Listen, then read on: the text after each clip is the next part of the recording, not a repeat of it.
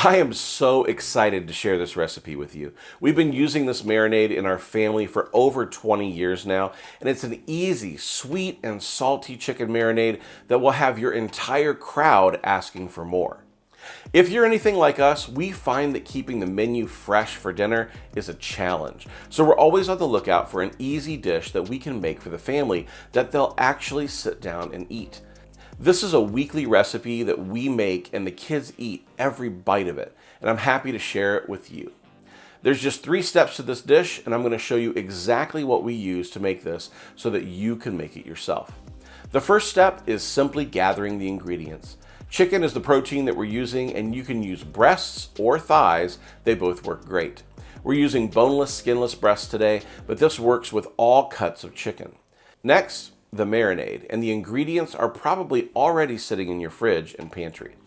Apple juice, and you can substitute white grape juice or white wine here if you want. It's delicious with any of the 3. You'll need some soy sauce. Now we're using light soy sauce today, but regular is fine. Sugar, which is just regular white sugar, nothing fancy. A couple of cloves of garlic, but you could use garlic paste or chopped garlic out of a jar. And some fresh ginger. Now, we like to keep a knob of ginger in the freezer for when we're cooking this dish, so fresh or frozen works just fine. Now, step 2 is putting the marinade together. We start with 1/3 cup of apple juice, 2/3 cup of soy sauce. We add in 2 tablespoons of sugar to add a little bit of sweetness, and then we'll crush a few garlic cloves with our knife. We'll mince them up fine and then add them into the marinade.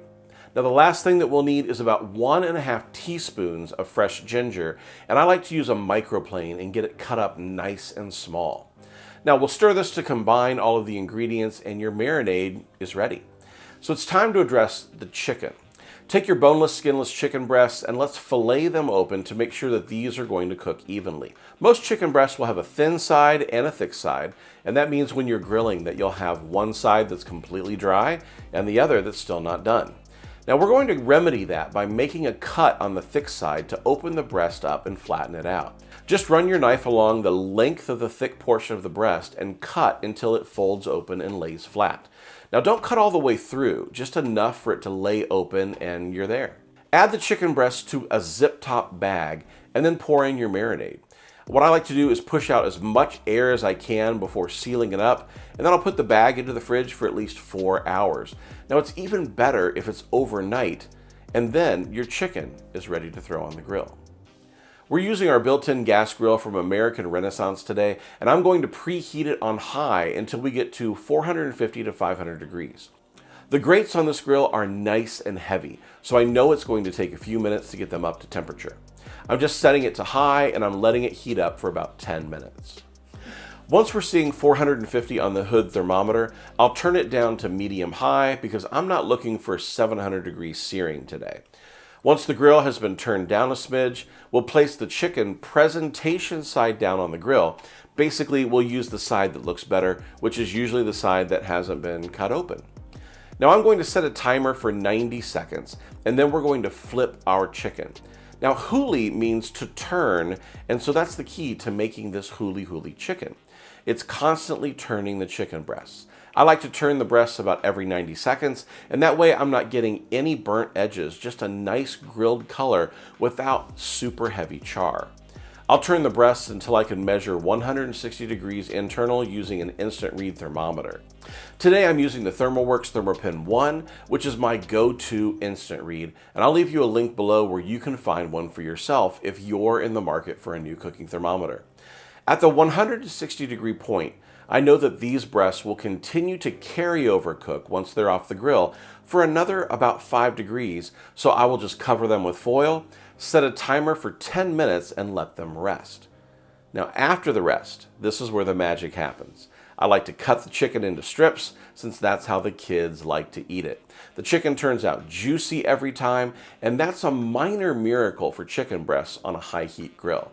If you're getting dry chicken when you grill at home, try this marinade and this cooking technique and let me know in the comments if it helps raise your grilling game.